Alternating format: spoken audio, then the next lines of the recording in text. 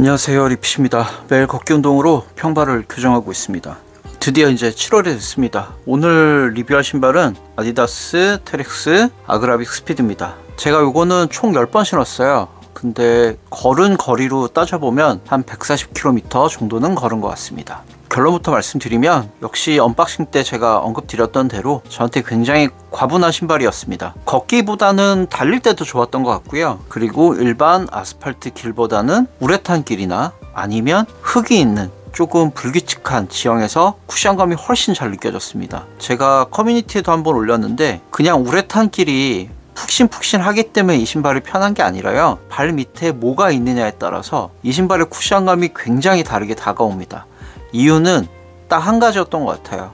라이트 스트라이크 프로폼이 아래쪽에 위치했기 때문에 다른 신발들에 비해서 확실히 쿠션감이 좀 다르게 올라옵니다. 러닝을 하시는 분들 중에선 보스턴이나 타쿠미센이나 그 이상의 신발들을 신어보시면서 러닝을 하실 텐데, 그 신발들에 비해서 지형에 많이 반응하도록 만들어 놓은 신발이 아닌가 하는 생각이 들었습니다. 당연하겠죠. 트레일 레이싱 하니까요. 그래서 상대적으로 걷기 운동을 많이 하고 러닝은 아주 조금만 하는 제 입장에선 이 신발은 조금은 과분한 신발이었다. 일단 그렇게 결론을 말씀드리면서 시작을 할 수 있을 것 같습니다. 네, 그래서 오늘은 각 부위별로 어떤 느낌이었는지 좀 설명드리고요. 마냥 좋은 점만 있는 건 아니고 안 좋은 점들도 있습니다. 설명드리면서 다른 아디다스의 모델들하고 함께 비교도 해보면서 설명을 쭉 해보도록 하겠습니다. 제 방에서 문을 닫아놓고 지금 영상을 찍고 있기 때문에 에어컨 바람이 안 들어와요. 최대한 빠르게 리뷰를 하고 마무리하도록 하겠습니다.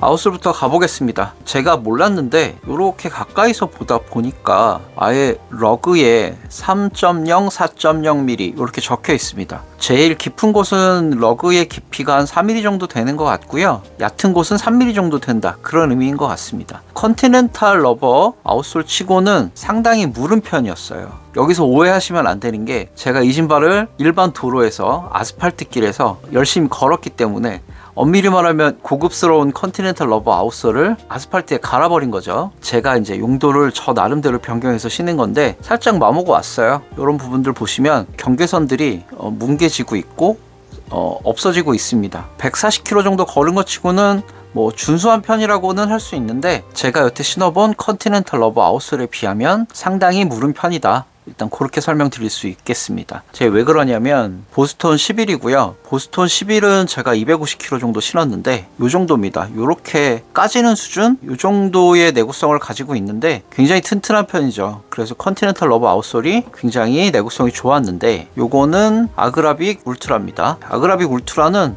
요런 부분들은 사라진 정도입니다. 요것도 250km 정도 걸었어요. 그러니까 두 개가 마일리지는 비슷한데 250km 대 140km라고 따져보면 아그라빅 스피드의 아웃솔의 내구성은 조금 안 좋다. 요건 텍스트 그대로 받아들이시면 안 되는 부분이, 아웃솔의 내구성이 안 좋다는 상대적으로 그립감이 되게 좋은 거여서 그럴 수도 있습니다. 트레일 레이싱을 위해 나온 신발이기 때문에 땅을 잡아주는 그립감은 이게 훨씬 뛰어났다, 그렇게 보셔도 될 것 같아요. 아웃솔의 내구성은 상당히 무난한 편이었다는 생각이 들고요. 이제 한 가지 이 신발을 일상 용도에 활용한 느낌으로서의 사용 후기로 설명을 드리면, 이 신발은 굉장히 신기하게 달릴 때 훨씬 안정적이고요. 걸을 때는 별로 안정적인 느낌이 들지 않습니다. 지금 그냥 이렇게 건드려봐도 신발이 약간 흔들리잖아요. 아웃솔의 이 형태 자체가 완전히 평평하게 만들어진 게 아니라 뒤쪽이 조금 들려있기도 하고, 그 다음에 여기도 아주 미세하지만 라운딩이 되어 있어서 복잡한 지형에는 굉장히 안정적인 착지를 만들어 주지만, 느리게 걷는 저 같은 입장에서는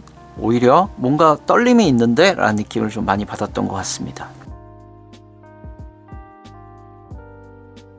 이제 미드솔로 넘어가서 말씀을 드려보면, 제가 이 신발하고 맞지 않는다 라고 계속 말씀드릴 건데 진짜 좋은 신발은 맞거든요. 근데 제가 맞지 않는다고 느끼는 이유는 라이트 스트라이크 프로폼이 아래에 있어서 그렇습니다. 아무래도 걷기 운동은 발이 지면에 머무는 시간이 러닝에 비해서 깁니다. 당연히 또 힐 스트라이크로 착지를 하게 되기도 하고요. 그래서 프로폼이 아래에 있다 보니까 힐로 착지를 할 때 약간씩 떨리는 느낌이 좀 있어요. 반대로 얘기해보면 달릴 때는 또 되게 안정적이에요. 걷기만을 할 때는 프로폼이 굉장히 저항력도 좀 있고 무른 편이지만 안에 내부에 심지가 있는 것처럼 약간 탱글거리는 느낌이어서 이렇게 좌우로 흔들리는 느낌이 좀 있는데, 그걸 좀 해소하려면 조금만 속도를 올려서 조금 빠르게 걷거나 달리기를 하면 굉장히 안정적으로 변합니다. 그게 되게 신기했습니다. 신발이 작동하는 방식이 다른 거겠죠. 여기 라이트 스트라이크 프로폼이 속도에 좀 반응한다고 하면, 이 보스턴 같은 신발들은 이 포어프 쪽, 미드프 쪽에 라이트 스트라이크 프로폼의 비중이 크기 때문에 속도가 올라가면 여기서 조금 더 탱글거리는 느낌이 들 텐데, 이 신발은 그냥 천천히 걸으면 좀 탱글거리다가 속도가 올라가면 이 앞쪽으로 오면서 오히려 조금 더 안정감이 느껴졌던 그런 신발이 아닌가 싶습니다. 상대적으로 그러면 보스턴은 불안정한 신발이냐? 그렇지 않죠. 보스턴은 뒤축에는 플레이트가 들어있고 앞쪽에는 에너지 로드가 있기 때문에 프로폼이 주는 불안정한 느낌들을, 이런 부분들이 좀 상쇄시켜 주는 거겠죠. 보스턴 11이 그래서 또 나름의 안정성을 가지고 있는 신발이었다고 하면, 테렉스는 복잡한 지형 그리고 빠른 속도로 달리기를 할 때 굉장히 좋았다, 그렇게 설명드릴 수 있겠습니다.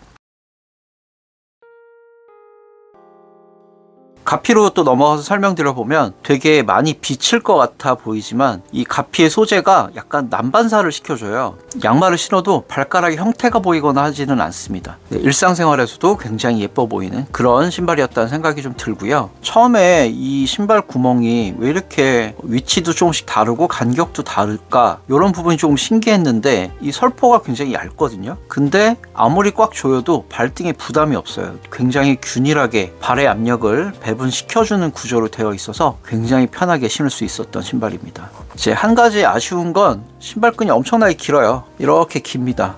러너스 루프로 신발을 묶어서 끈을 조절하면 되지 않냐라고 생각하실 텐데, 여기 이제 보조끈 구멍이 있고요. 설포의 길이가 좀 아쉽습니다. 설포의 길이가 좀 짧아요. 그래서 제가 러너스 루프로 묶었는데, 어떤 때는 신발끈의 마지막 매듭이 끄트머리에 걸쳐서 좀 신경 쓸 때도 있고 하기 때문에 길게 묶어서 좀 치렁치렁 늘어뜨리면서 걸었습니다. 이 부분은 조금 아쉬운 것 같아요. 신발끈의 길이가 짧아야 한다, 그런 의미는 아니고, 러너스 루프까지 확실히 제공할 거면 설포가 발등을 불편하게 하는 일은 없을 정도로 한 1cm 정도 조금 더 길었으면 어땠을까, 그런 생각이 좀 들었습니다. 네, 얘기하다 보니까 가피에 불편한 점이 하나 더 떠오르는데, 이 신발은 이제 트레일 레이싱화입니다. 그러니까 당연히 흙이나 돌, 이런 복잡한 지형에 많이 노출이 되게 되어 있겠죠. 제가 산에 올라갔을 때 이 신발을 한번 신고 가봤는데, 이제 아쉬운 점은 이 뒤축이 아무것도 없어요. 굉장히 여유 있고 부드러운 구조로 되어 있습니다. 근데 신기하게 또 힐슬립은 없어요. 한 가지 아쉬운 점이 뭐냐면, 양말이 여기 있고요. 힐컵 사이에 모래알이 하나만 들어와도 바로 느낌이 옵니다. 이게 쿠션이 없는 밋밋한 구조로 되어 있다 보니 여기에 발을 넣었을 때 사이에 모래만 끼어도 깜짝깜짝 놀라게 된다. 트레일 러닝을 하시면 흙이 들어가면 되게 불편하지 않으실까, 그런 생각이 좀 들긴 들었습니다. 트레일 게이트 같은 걸 장착한다던가 그러면 해소가 될 것 같긴 한데, 그러기에는 또 트레일 게이터를 연결할 수 있는 어떤 고리 같은 것도 따로 없어서 조금 의아한 느낌이 들기는 했습니다. 마지막 아쉬운 점은 인솔이 제거가 안 됩니다. 딱 붙어있는 접착형 구조로 되어 있고, 이 인솔 자체가 평평한 구조로 되어 있어요. 일반적인 컵 형태가 아닙니다. 이렇게 라운딩이 좀 되어 있어서 양말과 이 신발의 뒤축이 서로 찝히지 않도록 이렇게 만들어 놓은 구조가 되어 있는데, 이 신발은 그게 없습니다.